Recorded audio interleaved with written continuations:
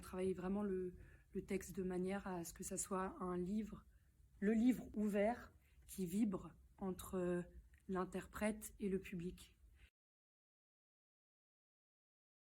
C'est du coup un endroit qui légitime aussi la prise de parole parce que ça se fait dans une déconstruction totale d'un stéréotype.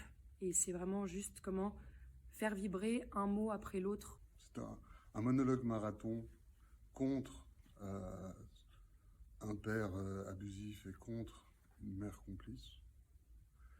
Et à sa lecture, il nous a semblé absolument nécessaire que ce soit dit, que ce soit montré. On sent une force de reconstruction dans sa manière d'être. C'est ce qu'on essaie de redonner avec Shannon, de retrouver la force qui permet de se détacher d'une enfance qui la glue, d'une enfance qui l'enfonce. Et on essaie de donner ce mouvement, le mouvement de vie qui est très fort de Marie-Pierre. Et je crois que ça effraie de porter un texte si brut et si clair, qui ne prend pas de détour, mais qui a une nécessité dans la visibilité. C'est aussi de penser aux gens qui seront là, et de se dire qu'aujourd'hui, les statistiques parlent d'une personne sur 10 en France, je crois, qui ont subi l'inceste, et on présume, bien entendu, que si on a ces chiffres, c'est qu'en fait, ils doivent être au-delà de ça. Ça doit être plus que ça.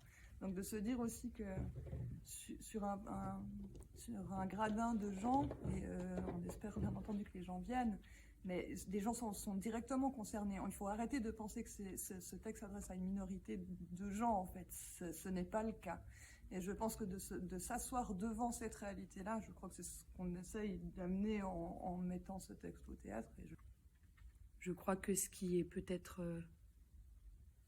le chemin qui, en tout cas, moi, me convient dans l'interprétation, c'est qu'on fait rien de plus que porter un texte qui ne nous appartient pas, mais qui nous touche. Et je crois que c'est ça aussi qui fait qu'on parle de marathon.